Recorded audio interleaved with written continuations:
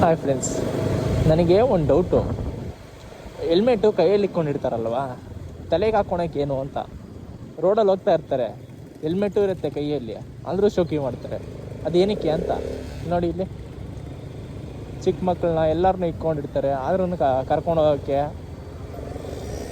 ನೋಡಿ. ಇಲ್ಲಿ ಮುಂದೆ ಹೋಗ್ತಿದೆಯಲ್ಲ ಗಾಡಿ, ಇವ್ರು ನೋಡಿ ಹೆಲ್ಮೆಟ್ ಇದೆ ಅರೆ ಹಾಕ್ಕೊಳಲ್ಲ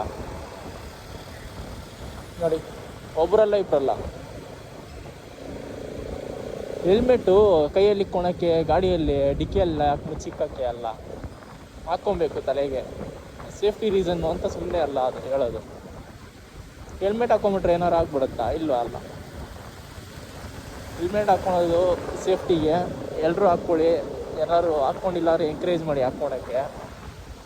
ಅವ್ರು ಹಾಕಿಲ್ಲ ನಾನು ಹಾಕಲ್ಲ ಅಂದರೆ ಅವ್ರಿಗೇನು ಲಾಸ್ ಇಲ್ಲ, ನಿಮಗೇನೆ. ಹಾರ್ಶ್ ಆಗಿರ್ಬೋದು ಹೇಳೋದು, ಬಟ್ ಸೇಫ್ಟಿ ಪ್ರಯಾರಿಟಿಯಲ್ಲಿ ಇಟ್ಕೊಬೇಕು. ಎಲ್ಲರೂ ಹೋಗಿ ಬಂದರೆ ಫ್ಯಾಮಿಲಿ ವೆಯ್ಟ್ ಮಾಡ್ತಾ ಇರುತ್ತೆ ನಿಮಗೋಸ್ಕರ.